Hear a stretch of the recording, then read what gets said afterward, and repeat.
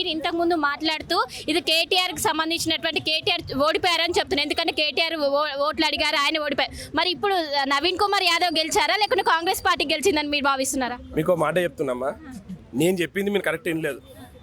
KTR election ప్రచారంలో మొత్తం కూడా నన్ను అంటే కేటీఆర్ని చూసి కేసీఆర్ని చూసి ఓట్లేమని అడిగిండు. కానీ మా నాయకుడు ముఖ్యమంత్రి గారు నన్ను చూసి ఓటేమని అడగలే. ప్రజాపాలన ఒక బడుగు బలహీన వర్గాల చెందిన నాయకుడిని నవీన్ యాదవ్ని గెలిపిమని అడిగిండు. మీరు రికార్డులు అన్నీ తీయండి ప్రచారంలో. ముఖ్యమంత్రి గారికి ఆయనకు ఉన్న తేడా నేను చెప్పిన. అంటే కేటీఆర్కు ఉన్న అహంకారము ఫకర్ ఏందని అంటే నన్ను చూసి ఓటేమన్నాడు.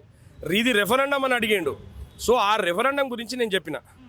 ఇది 100% కాంగ్రెస్ ప్రజాపాలన గెలుపు, కాంగ్రెస్ అభ్యర్థి నవీన్ యాదవ్ గెలుపు, ముఖ్యమంత్రి పరిపాలన, మహేష్ కుమార్ గౌడ్ గారి కాంగ్రెస్ అధ్యక్షుడిగా మేమందరం కూడా సమిష్టిగా పనిచేసినాం. ప్రతి ఒక్క నాయకుడు కూడా క్షేత్రస్థాయిలో పోయి మేము ఓట్లు అడిగినాం.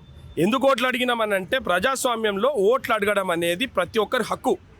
వాళ్ళ లేక ఎల్ఈడీలు పెట్టి స్క్రీన్లు పెట్టి కేటీఆర్ని చూసి ఓటేయి, కేసీఆర్ని చూసి ఓటేయి, హరీష్ రావుని చూసి ఓటేయమన్నారు. కానీ ఏ రోజన్నా కానీ సునీతమ్మని గెలిపిమని చెప్పి కేటీఆర్ అడిగిండా? మీరు మొత్తం రికార్డులు చూడండి, లాస్ట్ 1 week 10 days ఎలక్షన్ రికార్డులలో ఏ రోజైనా కానీ కేటీఆర్ అహంకారంతో ఆయన ఫకర్తో కొట్టుకుంటున్నాడు. కానీ ఏ రోజు కానీ ప్రజలతో కానీ వాళ్ళ నాయకులే నాకు చెప్పారు వీడు ఓడిపోతేనే వీని పొగరు తగ్గుతుందని.